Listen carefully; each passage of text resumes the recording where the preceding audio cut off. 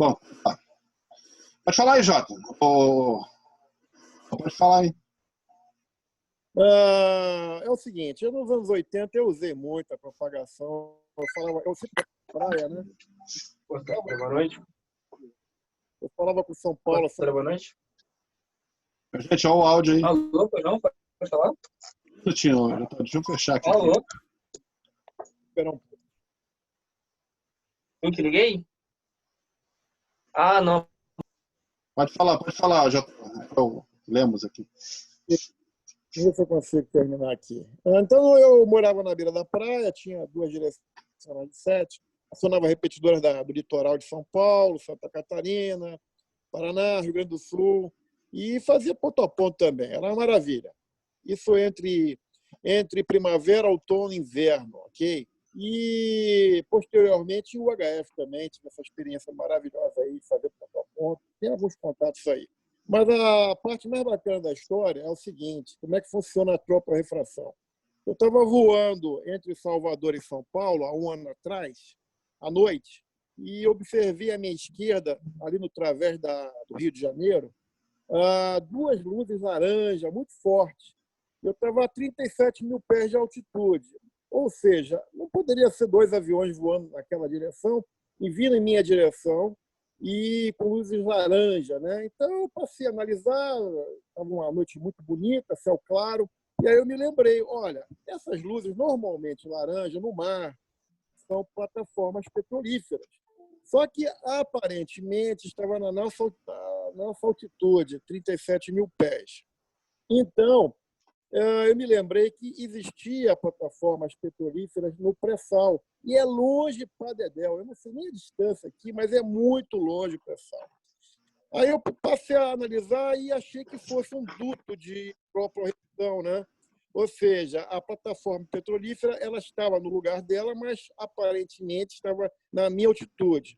E aí eu fui até São Paulo, pousei lá. Quando eu voltei para Salvador, na mesma noite, as plataformas não estavam no mesmo lugar. Ou seja, é através exatamente do Rio de Janeiro, onde elas estavam, né? E aí eu pousei em Salvador, tudo bem. Dia seguinte eu voltei para o Rio e fiquei sabendo que o pessoal da repetidora do Caledônia, 145-350, naquela noite que aconteceu esse fenômeno, acionaram a repetidora do Mato Grosso, gente do Paraná, gente de Santa Catarina falando pela repetidora do Caledônia em 145-350. Então, isso aí mostra mais ou menos como é que funciona a refração aí, que dá essa propagação, tropo-refração, ok? Prossiga, Fábio, falei demais, hein? YJU. Ok, é isso aí. Você veja que tem relação, né, com o horizonte visual, com o HF. Na verdade, tudo é um espectro eletromagnético, né? Um são o espectro de rádio, outro é o espectro de luz, né? O espectro visível. E o HF, principalmente, né? O HF ele está muito próximo, né? Só para finalizar aqui ótima colaboração, essas experiências são espetaculares, né, José? Bom, para finalizar aqui com relação aí à pergunta do Wesley, então a possibilidade, Wesley, acho que foi aqui que eu fui, né? E você está fazendo contato com o satélite, como as pessoas estão relatando aí, no horário, tudo certinho, e de repente acontece uma barreira dessa, numa esporádica. É muito raro. É bem raro mesmo isso acontecer, tá bom? Mas pode acontecer, não vou dizer que não pode. Assim como a esporádica é rara e ela é uma região muito pequena, né? Então a gente, vamos dizer assim, não seria um bloqueio que você pode considerar para atrapalhar um contato via satélite, entendeu, Wesley? E os outros tipos de propagação, o duto que o Zé falou aí agora há pouco, também dando a colaboração em relação a essa propagação, ela menos ainda, porque o duto você tem que entrar num determinado duto, ele fica numa determinada região. Então, normalmente, você tem um ângulo muito baixo, enquanto no satélite você tem um ângulo muito alto. Dificilmente você vai ficar preso no duto foi ótimo, no duto, como fica, por exemplo, aquelas partículas nós mostramos aqui, partícula de... Deixa eu mostrar até aqui de novo. as partículas de... Cadê? Meu Deus. Acho que era ali mesmo, né? Ué, viu? Aqui, as partículas de fumaça, por exemplo, né? Da poluição.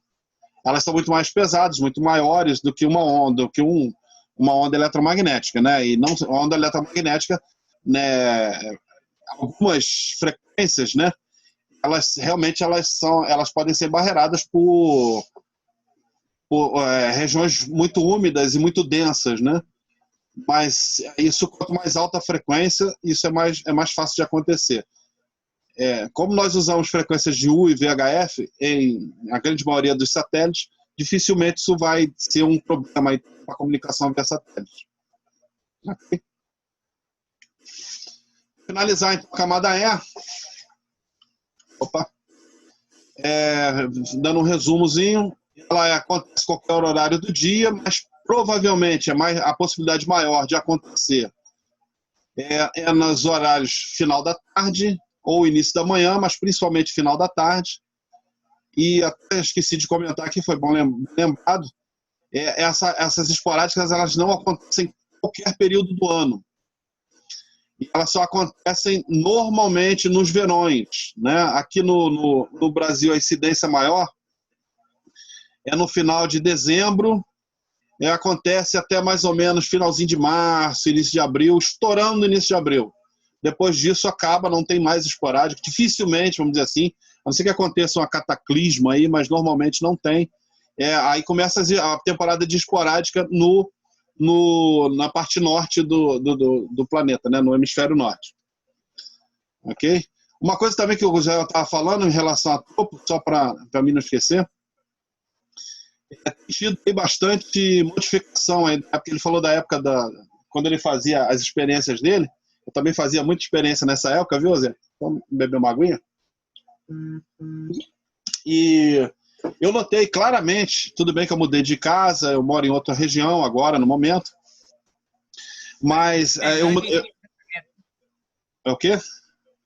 Tailândia em 160 metros. Não, agora não. Não dá, não. Parabéns.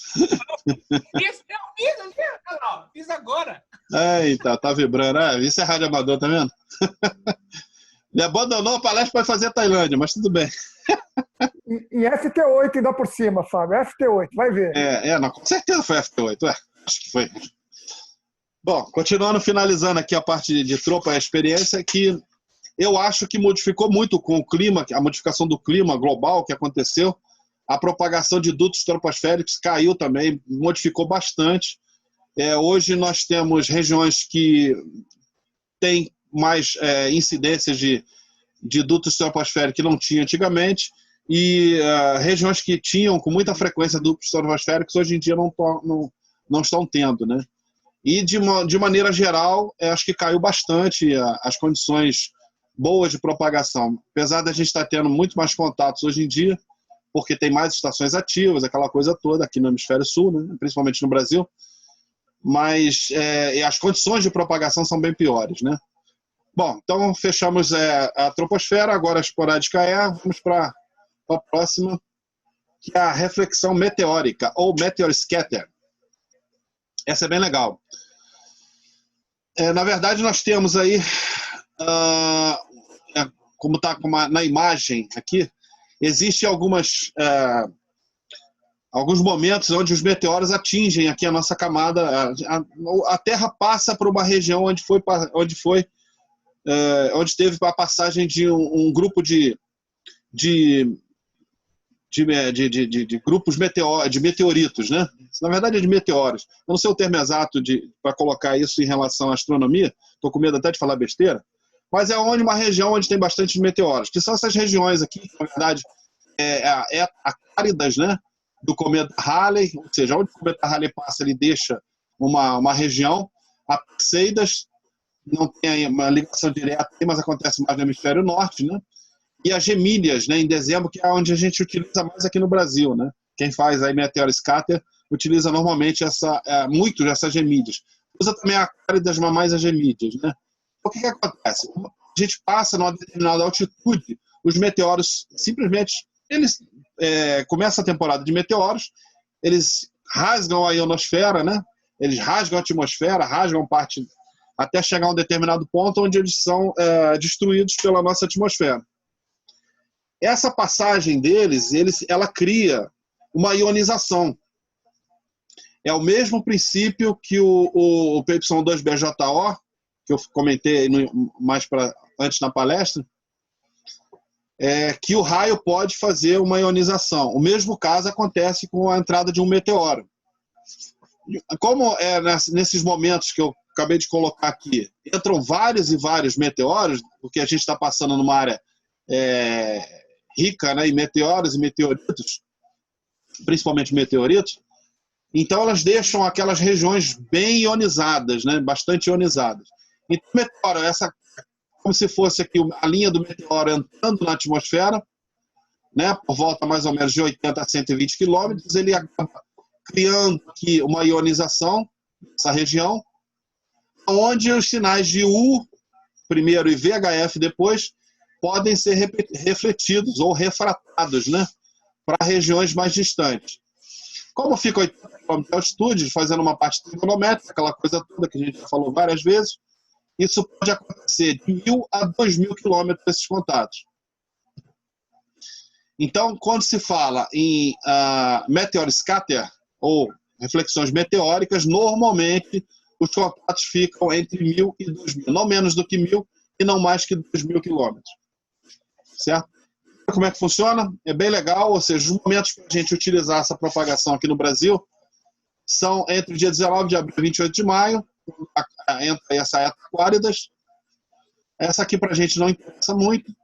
Aqui as gemídeas em dezembro, principalmente com pico, todo dezembro, mas principalmente com pico entre 13 e 14. Isso pode variar para 12, 15, entendeu? O pico pode dar uma mudadinha, mas normalmente fica nesse momento. Os astrônomos correm para ver aí os meteoros, né? Tudo que aquilo significa para eles, e a gente corre para fazer contato em VHF e UHF via reflexão meteor scatter. Alguma dúvida quanto a isso daí? Esse é o mesmo processo do lunar, Fábio? Não, lunar não tem nada a ver com isso aqui. Aqui, ó, aqui o que acontece? A diferença da reflexão lunar para essa aqui. Voltando aqui no slide. A gente vai refletir onde o meteorito passou e ionizou a ionosfera, entendeu? Ele passou ali, acabou, ele é destruído pela reentrada, e nesse rastro que ele entra, ele deixa uma região ionizada. A gente vai utilizar essa região ionizada. Ela fica ionizada, às vezes, até por horas, depois que ele passou. Entendeu? Ele passou, às vezes fica ionizada por... normalmente fica entre 30 minutos no máximo, mas às vezes pode ficar até por horas. A reflexão lunar, você aponta para a antena, para a Lua, reflete na superfície lunar e vem para a Terra novamente. Entendeu? Aqui a gente não está refletindo no corpo estelar. A gente não está refletindo no meteorito em si. Meteorito. A gente está refletindo no rastro ionizado que ele deixa, entendeu? Beleza. Ô, Fábio, boa noite a todos. Percepção 4RR.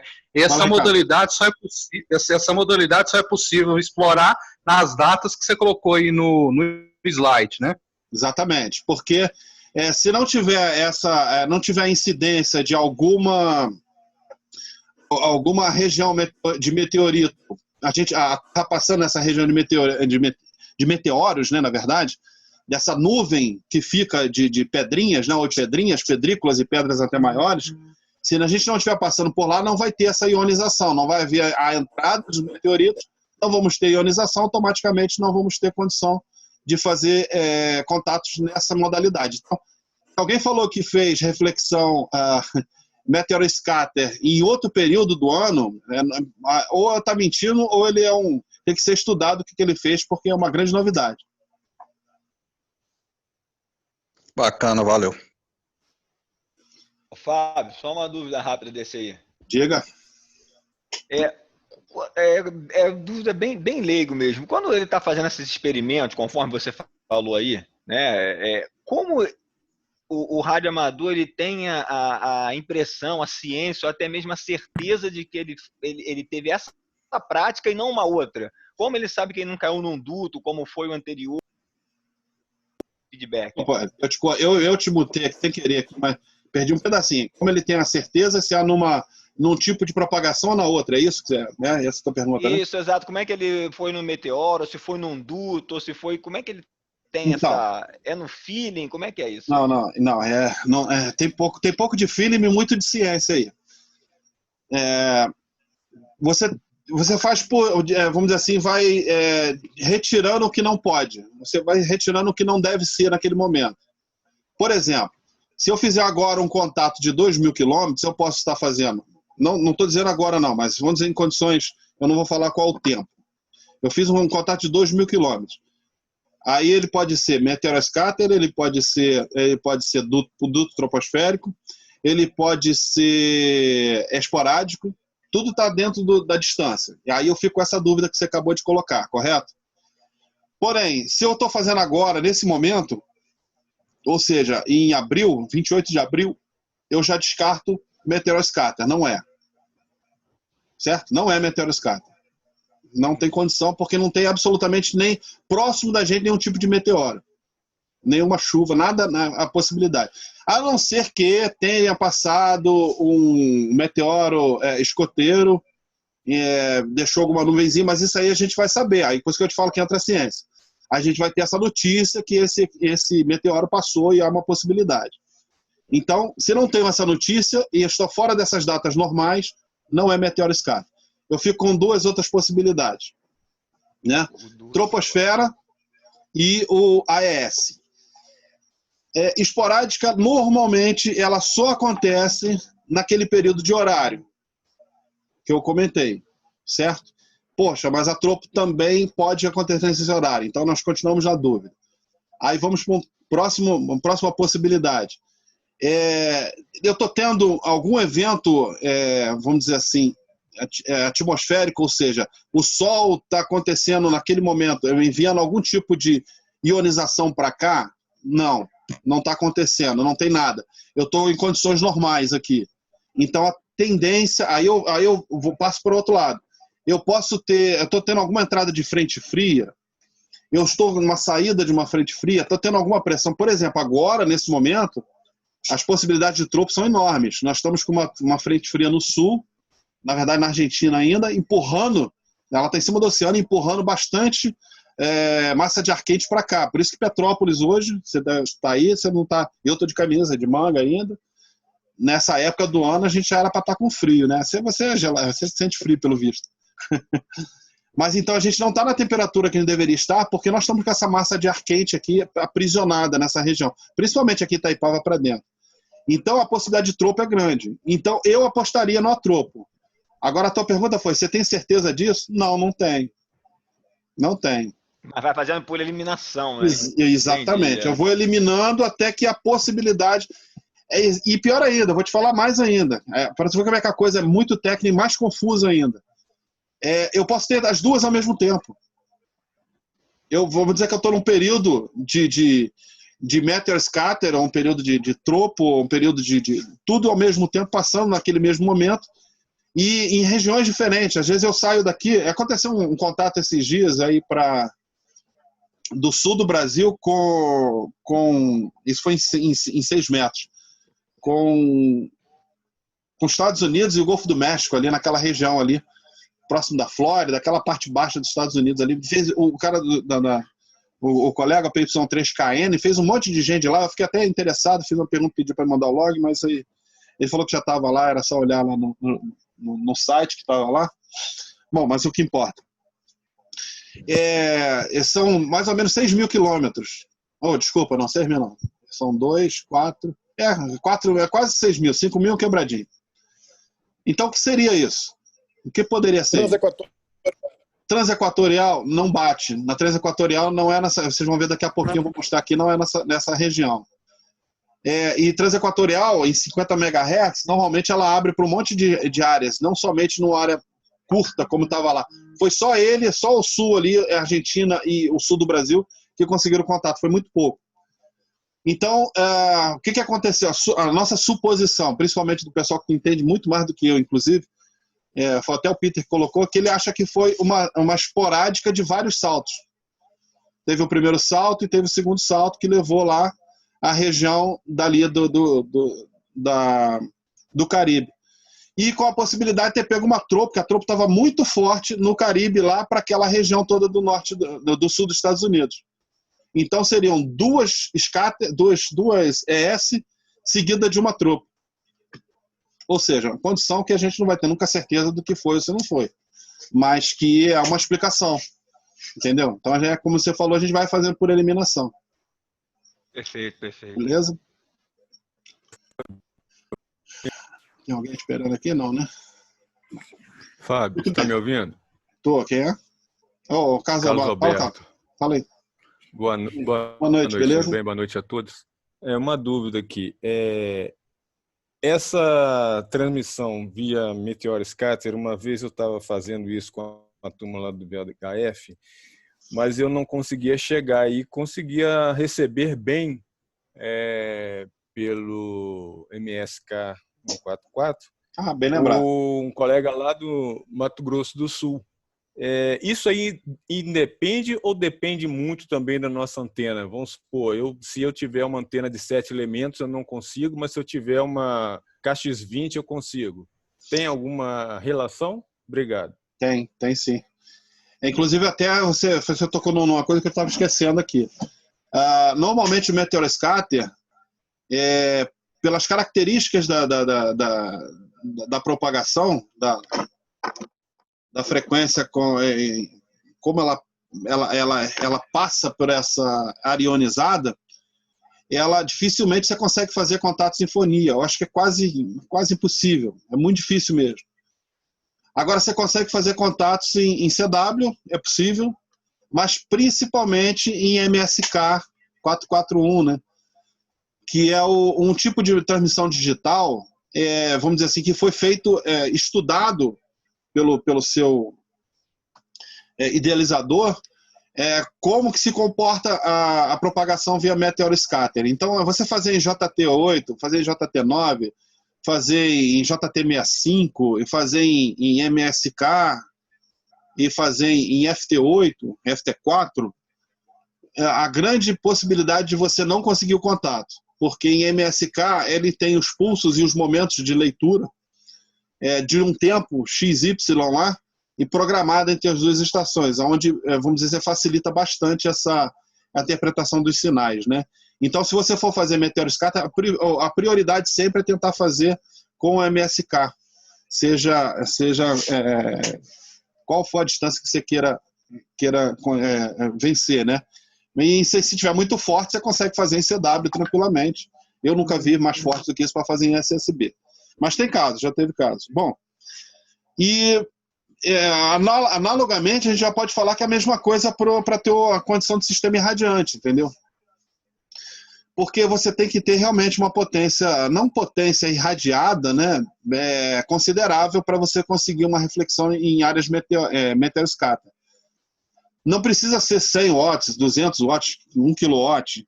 Claro que se tiver, melhor ainda, vai ajudar bastante. E não precisa ter antenas como reflexão lunar, tem que ter várias antenas, você consegue fazer com antenas menores. Mas ela influencia diretamente, respondendo a tua pergunta, ela influencia diretamente o teu ganho aí de potência irradiada, né? Ou seja, somatória de antena com potência, para poder chegar no colega lá. E ainda tem um detalhe também, a Meteor Scatter, de vez em quando, talvez seja isso que você tenha experimentado, ela às vezes é PET único, né? Você só escuta, não consegue fazer a reflexão na mesma, fazer o contato bilateral. Às vezes você escuta e não consegue fazer o mesmo PET de retorno, porque a posição de reflexão, ela, em relação aí ao lóbulo da tua antena, né, principalmente, não consegue fazer uma transmissão suficiente para ser refletido do outro lado. Beleza? Acho que eu respondi, né? Show de bola. Ô, Fábio, me tira uma dúvida. Tira a dúvida aí, mas quanto à polarização da antena, isso é indiferente, vertical, horizontal? Não, Como é que não. funciona isso? Aí não. A Meteor Scatter é 100% polarização horizontal. 100% polarização horizontal. Existe a possibilidade de você fazer polarização vertical? Claro que existe. Se você tiver com um sinal muito forte, aquela coisa toda. Mas as condições, normalmente, para a Meteor Scatter são de polarização horizontal. Aí a gente briga aí com o pessoal da vertical, que não sei o quê, o pessoal não consegue alcançar que a estação com polarização horizontal ela tem algumas condições para alguns tipos de propagações que ela é muito melhor do que a polarização vertical. Essa aqui é uma delas. Tá? Fique bem marcado isso. Posso falar de TREP agora? Ou a transequatorial? Essa é a propagação que, diferente das demais, todas as que eu falei até agora, normalmente ela começa de UHF para VHF. Ou seja, ela vem de cima da frequência mais alta para a frequência mais baixa. Essa é a única propagação de VU que ela começa de baixo para cima. Ela começa lá em 30, 40 MHz e vai subindo conforme a maior intensidade. Podendo chegar... e chegando até com muita frequência 144 MHz, podendo chegar a 430. Mas são raros aí já é momentos raros para chegar em UHF, mas pode chegar também. A coisa mais interessante da transequatorial, meus últimos 10 minutos. Como é que eu tiro esse cara daqui? Abri uma telinha na frente aqui do meu slide. Bom, a coisa interessante é que ela como diz aqui, ela é em duas áreas simétricas, né?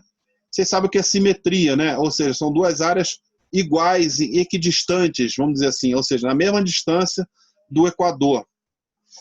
Estamos falando do equador magnético, que fique ligado nisso, né? Não é o equador normal que a gente pode... Aquele equador normal que não existe, na verdade, né? O equador, a linha do equador imaginária que a gente faz aí no globo, desenha na Terra plana e outras coisas mais que já escutei um monte de gente falando aí, meu Deus do céu. Mas, voltando aí ao equador magnético. E vocês não sei se sabem, aqui no Rio de Janeiro, em cima do Rio de Janeiro, ou bem próximo aqui do Rio de Janeiro, nós temos a região de AMAS, Anomalia Geomagnética do Atlântico Sul, né? Ou Anomalia Magnética do Atlântico Sul. E que ela faz uma curva no equador magnético e ele influencia diretamente, inclusive diretamente, nessa área aqui de reflexão em cima do Brasil.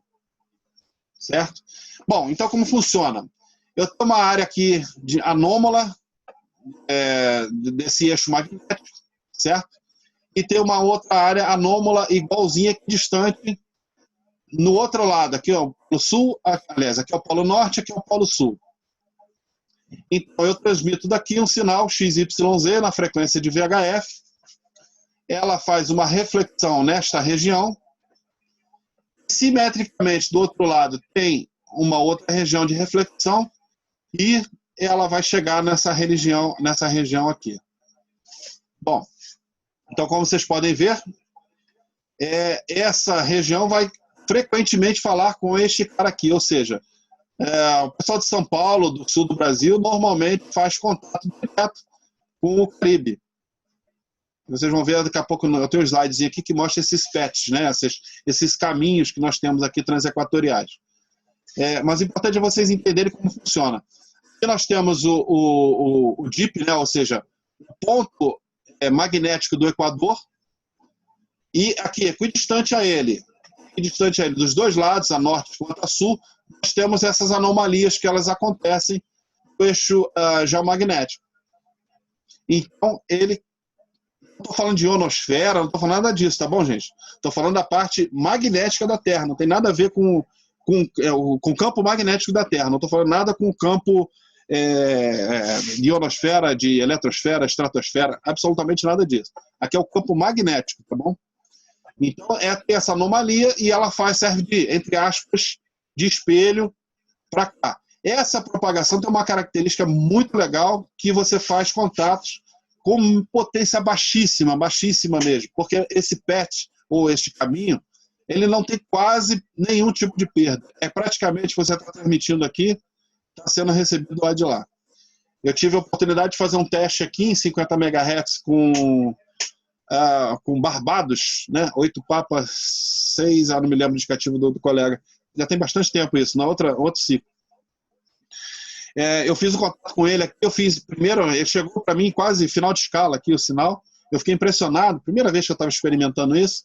Eu tinha um rádio portátil na época que fazia VHF em 50 MHz bem também. Eu fui do lado de fora, botei 5 watts, ele funcionou. Botei ali, cheguei aqui na minha laje aqui, botei a antena do rádio, uma antena pequenininha, rabo de porco, e chamei o colega, ele falou, olha, eu estou te escutando S5 aqui tranquilamente. Ou seja, com o HT de 50 MHz eu tinha feito contato com ele. Faltam 5 minutos, deixa eu dar uma adiantada. Bom, aqui nós temos os PETs, tá bom? O circuito de que a gente chama. Vejam que aqui o equador magnético ele tem uma anomalia aqui, ó, do Atlântico Sul, e tem uma segunda anomalia que passa aqui, eu não me lembro dessa anomalia, que pega no Golfo aqui lá da Índia, se eu não me engano. Ok? Então, esses PETs são exatamente essas posições. A gente faz contato dessa região para essa região. Quanto mais baixa a frequência, é bem importante vocês guardarem, quanto mais baixa a frequência, maior a região abrangida por uma TEP. Ou seja, em 50 MHz, essa TEP chega a 28 MHz, mas em 50 MHz, eu aqui do Rio de Janeiro, nessa região aqui, eu consigo acessar esse PET de TEP e fazer contato com toda essa região aqui. Caribe, sul dos Estados Unidos, Golfo aqui da América Central, toda essa região. Em 144 eu não consigo fazer contato para lá, eu não acesso. O pessoal de São Paulo, que já está um pouco mais abaixo, já consegue. Abaixo do meridiano 20. E o UHF, somente quem está na boca do tubo lá que consegue fazer o contato para cá. Vocês entenderam? Então, quanto maior a frequência, maior a entrada e a maior a saída desse duto. Então, para a gente que é do Rio de Janeiro, Minas Gerais, região que está aqui no 22 para cima, a gente só tem TEP de 50 MHz. Não tentem fazer 144, vocês não vão conseguir. Ok? Bom. Alguma coisa sobre TEP? Nós temos 4 minutinhos, eu queria abrir para perguntas. Eu vou terminar aqui, depois a gente abre pergunta geral, senão a gente não consegue terminar. Aqui são o quadrinho que eu falei das máximos de propagação conseguido no Brasil. Não sei se está atualizado, se teve algum recente, mas esse aqui tem um mês mais ou menos que eu peguei. Aqui são a de 144 MHz via TEP. O maior contato foi 5.600 quilômetros.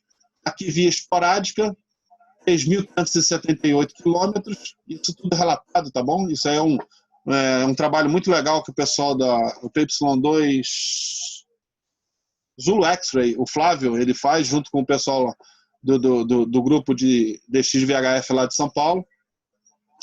Em 144 é tropo, o recorde por enquanto é desse aqui. Aqui de Petrópolis nós tivemos um caso, e até eu que relatei isso aqui, PY radiofrequência, já falecido, né, há um tempo atrás, conseguiu falar com o Sexum lá no Uruguai, ou seja, mas o recorde é 1.692, tido recentemente já com modalidades digitais. E o Scatter, 1882 PY MHz, com o PS7 Mike. Esse aqui também foi o primeiro contato norte e sul do Brasil, nordeste e sudeste do Brasil. Certo? Essas são as condições, é o nosso ranking, vamos dizer assim, de hoje em dia, que o pessoal conseguiu fazer aí os contatos. Isso aqui eu também vou mandar o link lá depois dessa tabela, vocês poderem olhar lá. Bom, vamos lá, finalizando, temos 2 minutos e meio. Alguma pergunta, alguma coisa que a gente pode resolver dentro desse tempo? Isso tudo em SSB ou FM também, Fábio? Não, aqui, vejam que aqui do lado, o tipo de modalidade.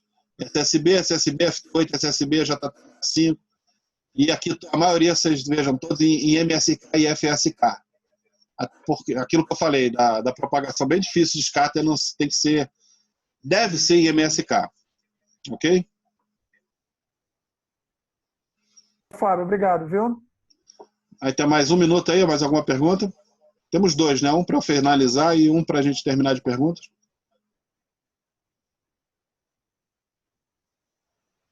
Não? Bom, gente, Ó, então... observação. Pode falar, Zé.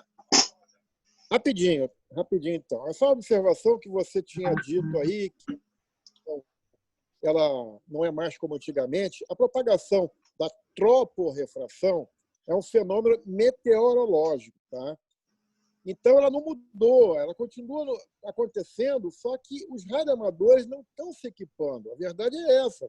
Existe a propagação e as pessoas têm muito menos radioamadores do que nos anos 80 e as pessoas não estão se preparando quando acontece. É muita gente de Baofeng, muita gente falando debaixo da repetidora, e as pessoas esquecem de Ô, Zé, eu discordo. boas antenas. Eu discordo, Zé.